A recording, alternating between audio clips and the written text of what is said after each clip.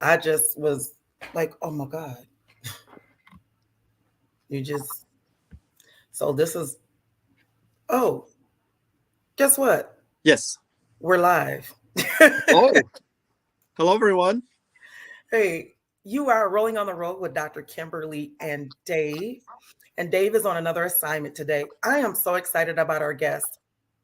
Our guest today is Mr. Josh Usadel. He and I met on the campaign trail back, wow, early, I want to say.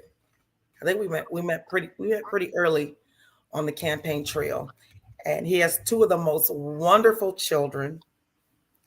They are just awesome.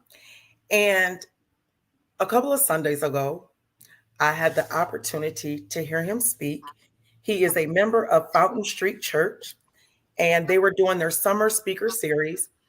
And his sermon was, "When we all serve each other, our heaven is begun." I thought that was just, first of all, phenomenal because I love serving, and it's one of the greatest things that we can do. And it's definitely what Jesus said is that I didn't come here to be served, but I came here to serve. Hmm. So I love it. And for the last 6 weeks, we have been talking about how do we develop and build up our inner strength? How do we maintain it? And right at the very beginning of your sermon, you said three major things had happened to you that I think would devastate anyone. Hmm. If you choose to talk about that, you may. Okay. But as you talked about in your sermon, how you started serving, Hmm. and serving really helped you to build yourself back up, build back up your inner strength. And I said, wow. And I just, my three takeaways from your sermon were: number one, it says, we all can serve. Getting a cup of water for a child is serving. Number two, parenting is the greatest and longest way to serve. And number three, we can serve our community with our talents.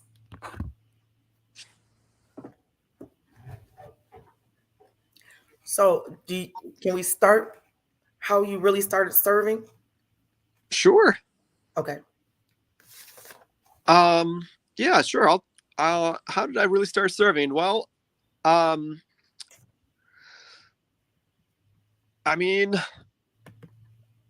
I did start. I would say I started serving after college. One of the first jobs I had after college was a substitute teacher, and I would go to various high schools, mostly high schools, elementary schools, and special ed schools, and I would sub for a day, and I'd be the teacher for a day, and I would have to jump in and try and learn what the classroom routines were like, and read the lesson plan and try to figure out what the lesson plan was saying to do as fast as I could, and um, at the end of the day, we definitely got some learning done, and that was um, I substitute taught for I've done it on and off for a number of years, and so that's it's been a good job to have. It's fun to watch kids get things. It's fun to watch kids learn things as you coach them throughout the day, and so I do recommend trying. Recent college graduates could try out substitute teaching. To see if maybe they'd be interested in going to a certified teacher. It's a great kind of like it's a great kind of first step career, first step job to get into. Um, yeah. Would you like to hear some other? Shall I mention some other ones? Well, if you don't mind, to me, what precipitated kind of all of this, Mm-hmm. you were at a low point in your life. Sure. And if you could talk about one, there were three things, at least maybe one of the things, and how you figured out, how do I build myself back up after this and build back up that inner strength and confidence? And was it the music part of your talents Oh, sure. that helped you to kind of get back out there? Yeah, I would definitely say I've played in four bands, And my most recent band, it was a huge quality of life booster to join that band. So I joined. I did go through. I'll mention the three things. I went through a divorce, and I got fired, and I went to Pine Rest, and those are the toughest things that happened to me in 2017. And then I joined the band in 2018, and it's another way to serve. I found it's another way to serve. I mean, for me individually, it just feels great playing music in a band with other people, and then but making music for the listeners just feels really great. And you can tell people enjoy our concerts a lot, and so I always feel like we're giving, we're serving, we're giving away a gift to people, for people to listen to and find enjoyment from. And I'll also say I'm a big radio fan of WICE. They are a eclectic local music station. They're independent. I'm actually a DJ on every 2 weeks. I get to do a show on there, and that's another way I serve. Is I select a really eclectic selection of music, and I send it out to the universe, and people tune in and listen, and it feels great that people tune in and listen, and hopefully take something away from it that way. And so in conclusion, I've been very thankful to find a couple ways to serve through music, and music has definitely brought me some inner strength.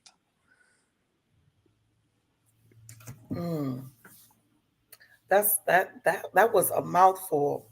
To lose a job, go through a Yep. divorce, and Yep. go to Pine Rest all Yeah. at the same time. Yep. How long did it take you? Well, I think you said a year, but it was the following year you started with music. Yep. What did you do in the interim in that year's time prior to getting to the band? Well, sure. So between 2017 and 2018, I'll mention something kind of funny is that in 2017 I had 6 jobs. I brought 6 W-2s to my accountant, and I was like, "All right, I need you to fill these out while she was doing my taxes." And I was just kind of trying to find a job that would stick. And I eventually settled in on school bus driving, Okay. and I ended up being a school bus driver for students with special needs. And so that was definitely a way of serving. We all kind of know that when students with special needs get to go to school, their quality of life improves. And we do know that a lot of times, they have needs, like they might need a special kind of safety vest to wear on the bus to help them get to school, or maybe they're in a wheelchair and they need to get buckled in. And so I did all of that, buckling in students, lifting wheelchairs in on the lift, and et cetera. And we'd get them to school safe, and we'd then in the afternoon we'd pick them up and get them home. And you got a real satisfaction knowing that you helped improve the quality of life of some students with special needs. I will also mention that while I was in Pine Rest, I got connected with a very good psychiatrist, and I ended up staying with him after I got out of Pine Rest, and I've been seeing him for 6 years, and he's got me on good medicine. I won't say which one, but I'm definitely not on the right medicine track. And I'm trying to think, I also do talk therapy counseling every 2 or 3 weeks as a way to build inner strength that way. And so I would say that being on the right meds, getting a job, and doing some talk therapy helped me out a lot. It's like good afternoon to Vertaji, and she says, Great information.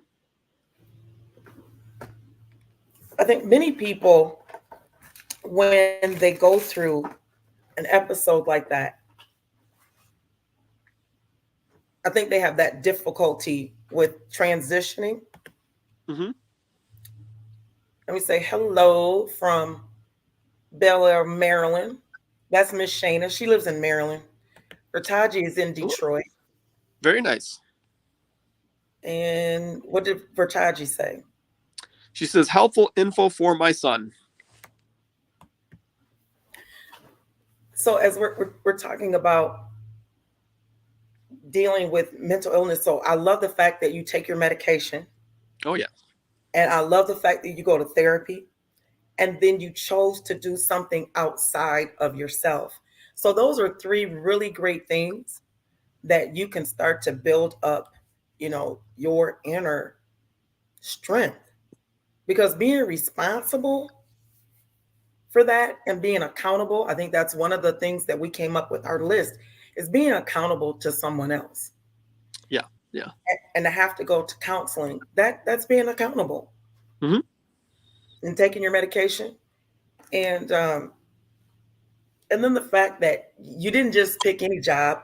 I mean, you could have said, "Oh, okay, I'll just go work at Walmart," Hmm. but you chose a job where you would have to give of yourself, Yeah. Yeah. with helping the students to get on the bus. I think that's phenomenal. That that speaks volumes to, who you are. We are now at almost quarter after the hour, and we want to say thank you so much for tuning in. You are rolling on the road with Dr. Kimberly and Dave. Dave is on assignment today, but he is back from his anniversary and had a wonderful time. And we have today Mr. Josh Usadel, and we're talking about how to build up your inner strength through serving others.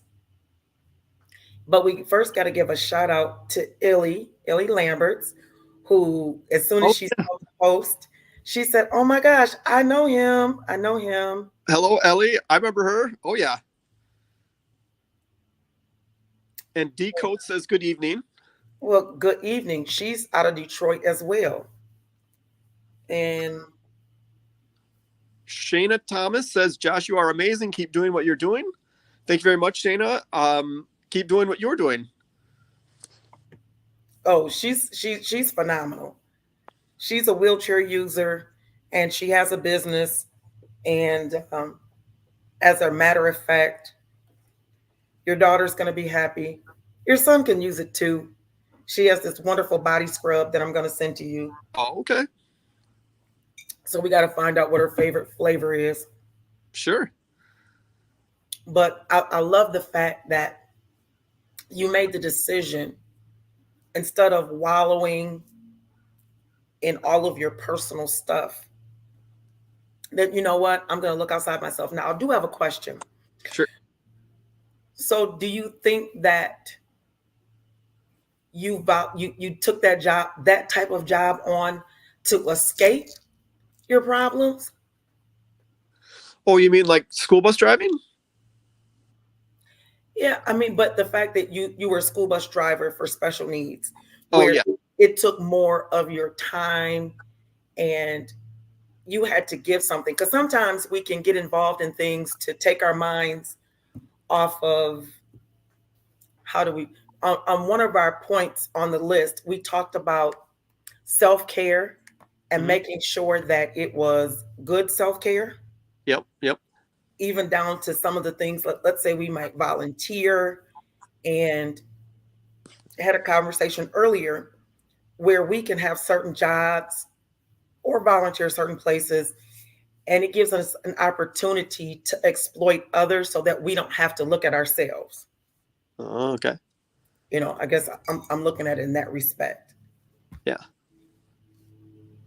Um, well, I could say, um, I mean, I'll mention, so and I mentioned in my sermon, I had an uncle with Down syndrome, and growing up, going to holidays with him, like, and my parents had both taught special ed. They're special ed teachers, so I just really, I really, I really feel comfortable around special ed. Well, I will say, students with special needs. We'll say the proper word.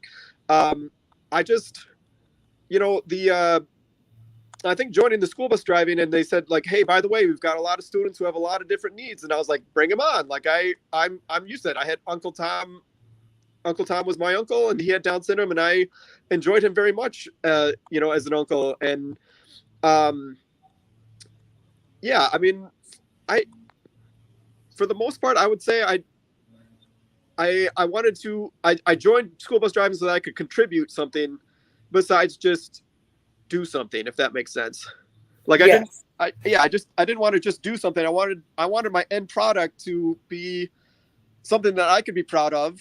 And the end product of getting students with special needs to school and back, as I was like, you know what, I can get behind that. I can do that. Okay. So what I hear you saying is that you have had a lifetime of service. So this was just a natural, progression for you. And even though you may have been in crisis, it wasn't a way to hide, but it was, oh, I know what works. It's just like saying, okay, if I have a headache, I know to take a Tylenol Yep, yep, instead of saying, okay, I got a headache, I'm gonna go smoke some weed. yeah, yeah, I mean, there's a difference, and I'm not saying that it's bad, but and trust me, I'm not. So I don't want anybody to feel offended, yep, but yep. we just know there's a difference between taking a Tylenol or let's say taking a Vicodin. Yes, yes, Let's do it like that. You know, yes, a Tylenol, you can take that, and I'm not trying to offend anybody who has to take Vicodin. yep, Everybody's real sensitive, but we're yes, making a point. There's definitely a difference between with our methodology. If I take a Tylenol, then I know that I'm gonna wait for it to do what it needs to do, and I'm actually gonna work through it. Whereas if I take, let's say if we take a Vicodin or we choose to use a stronger drug, then we're trying to mask the problem and we're trying to escape. yeah, yeah. Well, I'll mention. I will say I had. I hope this. I hope this. I hope this sounds okay. So while I was school bus driving, one of the reasons that I picked it because they said you'd have a pretty big break in the morning after you drop the kids off in the morning. You get a break Mhm. before noon, and you take some kids home at noon. And so what I would do is on the days that I had um, my kids were young when I was school bus driving. They would be home. My parents would be watching them. I would come home and hang out with my kids for like an hour and a half to 2 hours, and then I'd go back to school bus driving. And that was the way I was able to make up for some of the lost parenting time. I had to give up some parenting time in the divorce. It's pretty sad, but I was able to make up for some of it by doing the school bus driving and seeing my kids. And so that was a bit of self interest on my part, but it kind of you know added to the bigger whole. Is like, hey, not only do I get to drive students with special needs to school and back, I also get to see my kids on a break, on the days I have Right. them. So it was overall, it's a very nice job. Okay, Shayna has a comment. Yes. It says, Josh, you help others with special needs feel like they matter too. That helps in so many ways because you don't look at them differently. Thank you, Shayna. And D Coates says, whatever takes the pain the legal way. Oh boy. And Shayna says, aw, thank you.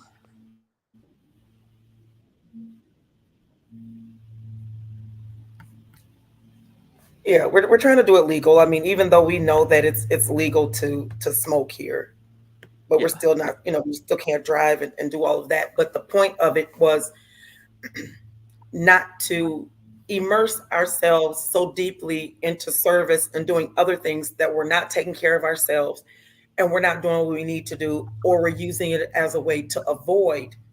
Yeah. Yeah. Uh, but that was really smart to be able to take a job where you can. Oh, we got another comment here. Here you go.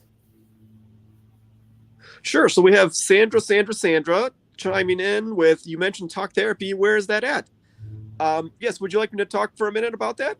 Sure. Yes, Okay. please. All right. So I attend. So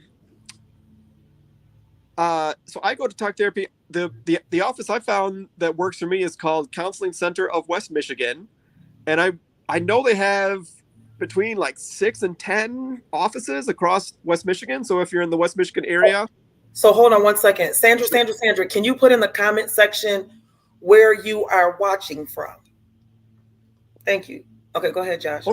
and so yeah, so I would I just have health insurance off the marketplace. It's a pretty basic health insurance, and it pays enough. Counseling Center of West Michigan is in network, so it's like a $30 copay for the session, and that's affordable enough for me. And I did want to add that when I go to talk therapy, this is probably kind of eccentric, but the counselor often take a few notes and keep a few notes in a notebook. I take a few notes and keep a note in a notebook.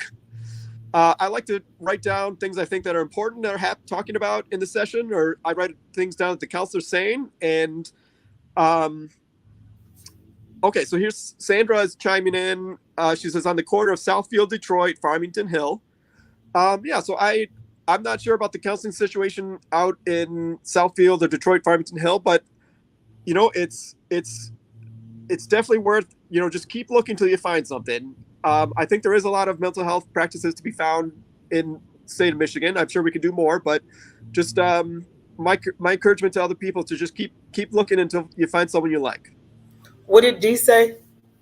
And D says self preservation is key. You have to put a mask on yourself and then help others, i.e., on an airplane. I think she's referencing you got to put your own oxygen mask on in the airplane when the oxygen mask passed down before you put oxygen mask on someone else.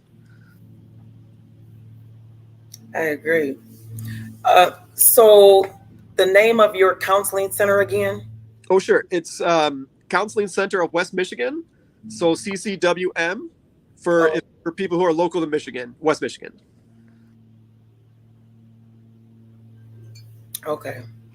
I will also recommend. I can also quick recommend if money, if money's kind of a issue, I've definitely been to counseling also at the Western Michigan University, the downtown building, Cherry and Ionia. Yeah, that's it. Yeah, in Cherry and Ionia, there's a Western Michigan, and they have basically it's counseling students. So you're going to get a grad student who's working on their counseling, their master's in counseling, and you get to talk to them, and they have a sliding scale, and so they can do anywhere between X amount of dollars up to pro bono if you need it. And so that's out there for people too. So Sandra, maybe you can check out I don't know, I forget, Wayne State and the other universities in Detroit. Maybe they have counseling centers there. So that maybe you can try it over there. And Sandra says, oh, I was thinking it was a new form of therapy. No, just regular kind of talk therapy. I believe it's cognitive behavioral therapy. Yeah, usually I don't hear people say talk therapy like that. So I was gonna ask the same question, like, is that a new kind of therapy? I don't know about that one. Yeah. Okay. Well, we definitely appreciate your transparency. Oh, thank you. And your candor and sharing. And as you can see, people appreciate it. Yes. Yeah. They definitely appreciate it. Oh, here we go. We got a new comment. Okay, so D Coates is replying to Sandra. She says, I'm Southfield. Hard finding help in our county. Wayne County is booming. So I'm trying to think of my geography out there. Well, I would recommendation for Sandra and for D. I know I know it's difficult, but do keep trying. Do keep trying to find it. We got a comment from Shayna. All right, sure. We got Shayna. She says, Josh, what would you tell someone who is afraid to go to therapy? Well, what would I mean, I've done a lot of, I'm just going to say I've done a lot of therapy like since in my life. So I ended up getting, for me, I do feel pretty used to it. Like I don't feel nervous going to talk to the counselor, but I will say, like, within the professional bounds, like the counselor is just your counselor is just going to be your most open and honest friend for you for an hour or 45 minutes to an hour. Hang on a sec. Okay, I'm back. Sorry. The counselor is like, just picture the counselor as a friend with a really open ear. Of course you can't be friends with the counselor. There's professional, boundaries, et cetera, et cetera. But, for that hour of time, you can really share whatever you need to share with that counselor. And that's one of the reasons I like to I'll bring my notebook and I'll quick jot down like 5 things I want to talk about before the session. And that helps me guide my session, what to talk about. And I think, for some people, like if you're nervous talking to the counselor, use your notebook to doodle a little bit. A lot of times doodling helps people calm down, and takes the edge off. And that's another good reason to bring a notebook in. And so, if you feel, a lot of times too, counselors are there to be, I feel like they're supposed to be that friend who encourages you to be your best self. And so if you feel like your counselor really not doing that, then definitely look for another counselor. But for in my experience, for having seen a lot of counselors, I do really think they do try to be that friend who wants you to be your best self. And so after you talk for a bit, they'll probably talk for a bit, and they'll give you some guidance on how you can be your best self. And that's what I like going to counseling for. And D Coach says, "Thank you, Josh." And Shayna says, "You are giving some great pointers. Thank you." Thank you, Shayna. Ask away. I'm here to share. And D says, "It's very hard for our community to open up and get help. Our neighbors and friends look at you crooked." Thank you, Josh. And we don't necessarily have to tell people either, you know. Oh yeah, if you're going to therapy, you can keep that private as much as you want. I think until it's time, and definitely you have to build up a lot of that inner strength to have those conversations, Mm-hmm. with people, especially if you're in a culture that does not believe in going to counseling or going to therapy, or saying you should keep your own counsel. And we know that that doesn't work. And Mm-hmm. it doesn't always work with having to share with someone in your family either. And I would have to say, you need to make sure. I think Dee said it earlier, self preservation comes first. Oh yes, and we have RT Franklin with a comment, a couple emojis, prayer, heart, and I can't see the third one, and then a butterfly. So I think it's a positive message. Thank you very much, RT. And D Codes is chiming in with Dr. Kim. "You are my joy. Thank you forever." Oh, I love you too. I think one of the things I know that really works well is just having a good tribe around you. I know one of the things for me, when I was going through cancer Mm-hmm. and I had to have the head surgeries, and I was nervous as I don't know what. And so I had a group of folks that would come the day before, and Mm-hmm. we would pray, we would sing, we would laugh, and we would eat and have a really good time. And then there was just somebody that went with me. And then afterwards, everybody would just kind of take their turn to come by to to take care of things that might need to be taken care of. And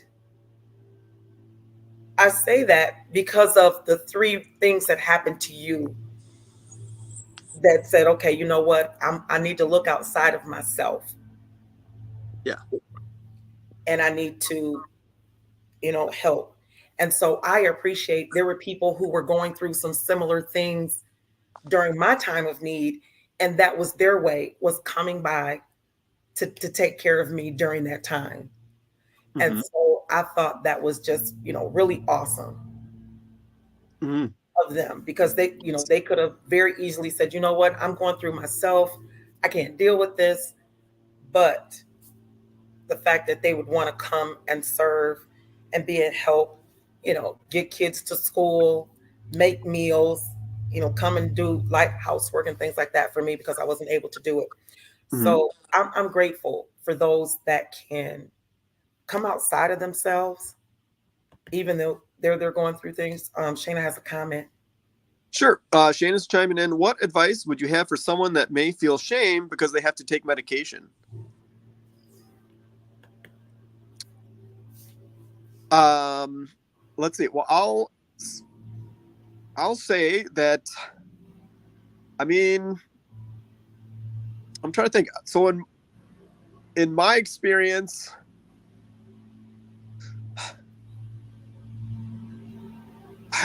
well, I'm not entirely sure what to say, but I know, you know, no one should feel shame. No one needs to feel shame if they're taking medication, especially for mental health medication. It's really like mental medication can be a really powerful tool in the toolbox of mental well-being. And so you definitely don't want to have a toolbox without you don't want to have a toolbox lacking that tool. Mental health medicine is a definite. It's a strong. You get on the right, get in, dial in and find the right meds, and they can be a powerful tool for you. And I I just know, like, I faithfully take my medicines every day because I know I'm going to be a stronger, better person for taking them every day. And one of my medicines helps me sleep, and so I definitely make a point. I was like, gosh, I need help sleeping. Like, I'm definitely going to take that medicine. Like, no shame in that, no shame at all. Um, so, and it's, I'm a pretty open guy. I don't, if people inquire, or like when I feel like when I gave the sermon, I didn't mind sharing that I do take mental health medicine, but you can keep that as private as you want. Definitely, like, private as you want, and definitely no shame, no shame needed, no shame added.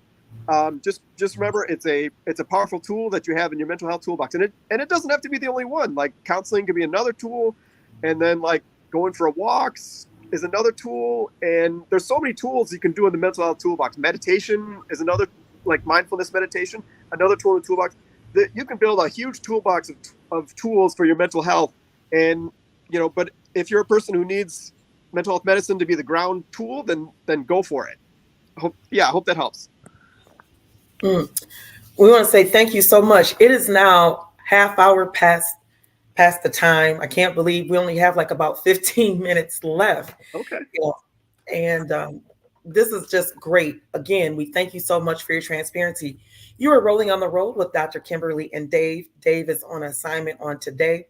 And our guest has been Josh Usadel. And we've been talking about, wow, a plethora of things. And it was, serving to help build back up your inner strength. And Josh shared with us that in 2017, all in the same week, he lost a job. No, he said he got fired from his job, Yeah. and was divorced and had to go to Pine Rest. And for those of you who are not in West Michigan, Pine Rest is where you go for, mental health. You can either go for an appointment or you can do an inpatient stay. And Mm-hmm. so he has just been candid with us and sharing his experience. And we've talked about medication. Shayna has something else to say. Okay, so Shayna says, yes, that's right, Josh. Don't feel shame. You're giving great tools, and that is needed. Yeah. Yeah, I agree. I love how you went through the different things that you can have in your mental health toolbox. And they were all excellent, excellent, excellent. One of the things that we talk about in the disability world is that if you don't have a visible disability, then it's up to you to disclose how much you would like to disclose to your employer. Yep. If you need to have special accommodations, if you don't need any, is it necessary for you to disclose it? Not necessarily. So Yeah. I would have to say the same thing, Shayna, when it comes to mental health. If you need to go to counseling or if you have to take medication, um, that's not something that you necessarily need to disclose to anyone. So I think that would kind of cut down on the nervousness or the, feeling like if someone knew or do I share it.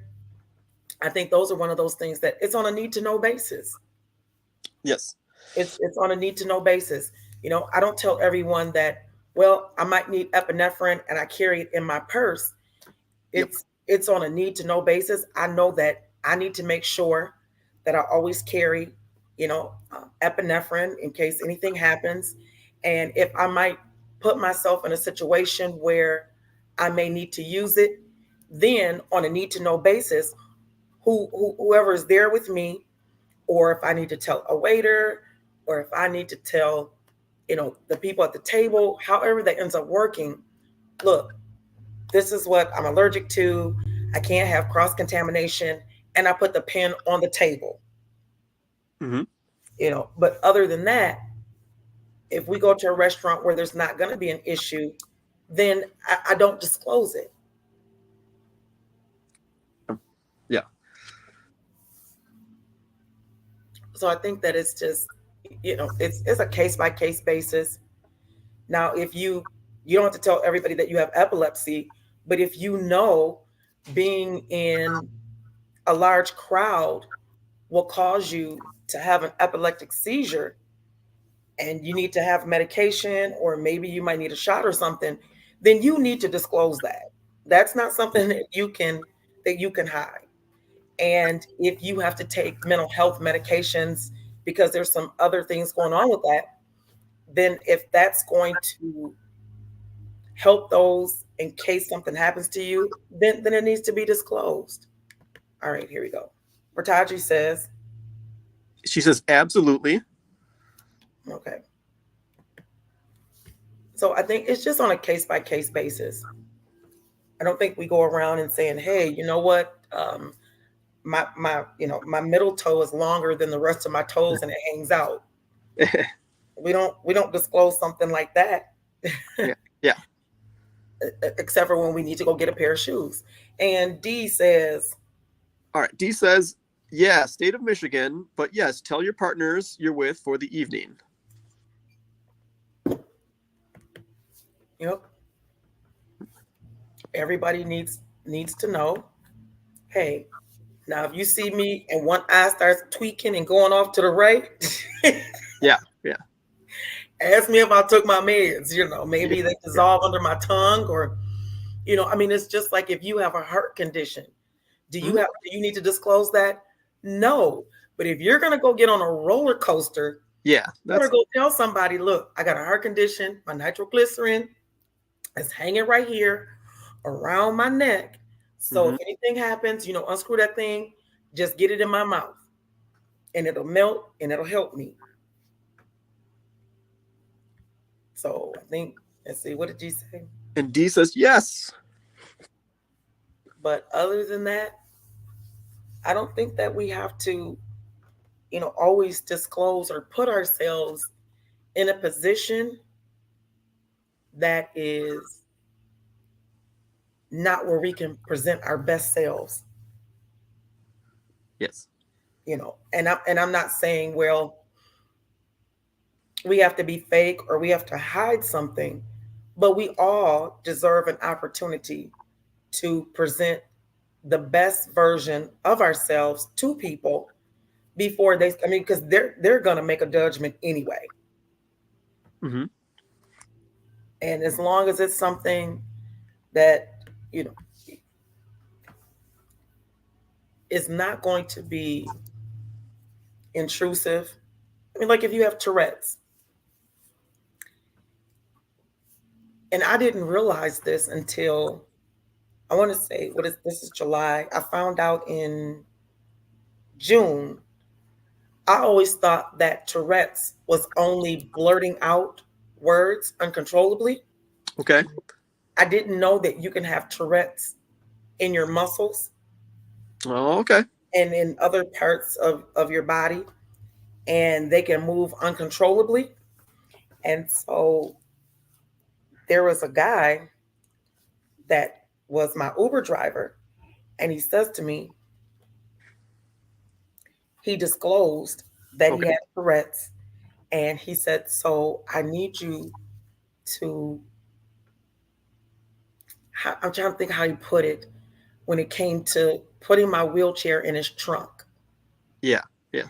It was just like, okay, he was going to take the extra time, but I like the way he just kind of eased it into the conversation because he was like, "I don't want you to feel uncomfortable that I didn't want you in my car." And I said, "Well, I felt some apprehension." And he goes, "I don't want you to feel that because it's not you." He says, "I have Tourette's." And I said, "Oh," I said, "Well, you're speaking just fine." He says, "No, Hmm. it's in my hands and in my arms.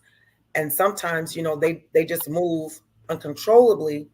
And he says, "And I didn't want to drop your wheelchair, Oh, yeah. or cause problems and you panic. So I just needed you to know. As long as I'm driving, I do pretty good. And as long as I take my medication." Now, Shayna, that's something that needs to be, I think, in that respect, be disclosed. What did Miss D say? Miss D says, I'm always judged harshly because of my disability. And she says, it isn't always obvious. I don't go out when I'm really bad. I didn't know she had a disability. So that just tells you right there. Mhm. Mhm. We didn't know. Yeah. So he just said, I didn't want to, drop your wheelchair.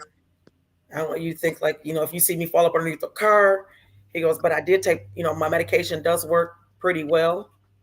And he goes, but I know that sometimes, I can kind of push it. So I just wanted to let you know. So I think I did say Shayna. So I think that's a time where you would definitely want to disclose that, look, I need to take medication. I have this issue that's going on. But other than that, I think, if he's out hanging out, I don't think that he needs to tell everybody that, hey, we'll just think that he doesn't know how to dance good.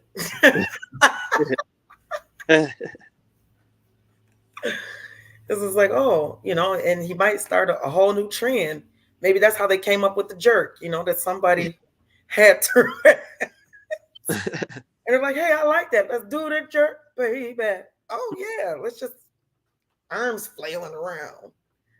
So we just never know. Well, Joshua, I want to say thank you so much. This has just been great. I want to definitely say thank you to our audience who really chimed in. Thank you, Miss D. Thank you, Shayna. Thank you for Taji. Uh, and thank you, Sandra. I mean, you guys really represented over there on the east side, and not just in the state of Michigan, but on the east side of the United States. You guys really came in and represented, and great questions. Definitely appreciate it. Josh, any final words? Yeah. Yeah. I'll try to make it quick. I do want to acknowledge. I hope I'll try and tread carefully here. I I have had the privilege of most of the mental health professionals I've seen have been white, and I'm a white guy. And I'll tell you right now, if I was a billionaire, I would start setting up a fund to fund more people of color going into the mental health professions. And because I understand, that can be a barrier to mental health seeking help is if you're a person of color and you see that most of the professionals are white. I hope I'm not overstepping here or anything. No, sir. You're perfect. Okay. Well, so I want to encourage, you know, I just apologize that the state of Michigan doesn't have more persons of color in the mental health fields, but that's something we can always advocate for. That's something we can take to our state senators and state reps. How can we get more, more diverse and equity and inclusion in the mental health field so that the people of color on the patient side and the people of color on the professional side, we just need more of that. So I'll end on that. And what did Dee say? And Disa, spot on, Josh. I agree. I want to say thank you so much for tuning in today. We did spend a lot of time on mental health. If you are experiencing um, any type of mental health, please dial 911 or dial 211, and it works all over the United States. And someone can help you and direct you to where you need to go. And if you are currently uh, under a doctor's care, please make sure that you go to your appointments, you take your medication, and you go to counseling, and you find you a great tribe. These folks here are just wonderific. If nothing else, come hang out with us on a Tuesday at 4 p.m. You know, Eastern Standard Time, and we can talk it out, and we can find somebody who can definitely help you. And we're definitely going to look to see who they have over on the east side of the state. Maybe, Josh, we can check with your counseling people to see if they have partners or friends that are on the east side of the state that we can get some information Sure. to everyone over there. So please look for that. We're going to post it. And Dee has another comment. She says, Josh, either read up quick or read up quick on my disability. What is your disability? She didn't tell us. Oh yeah, go ahead, D. If you want us to read up on it.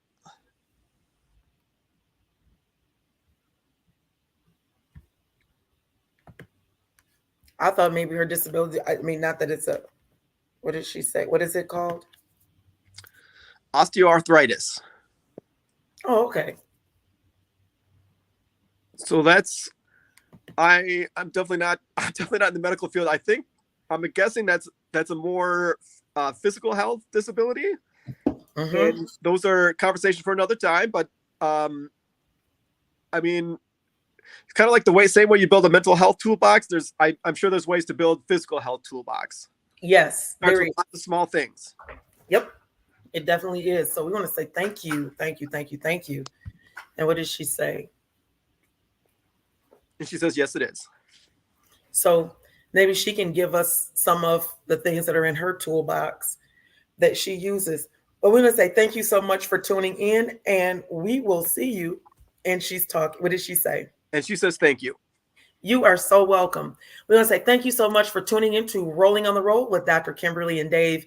And we will see you guys same time, same place on next week. All right. Thank you, Dr. Kim. And thank you, everybody. You are so welcome. Thank you.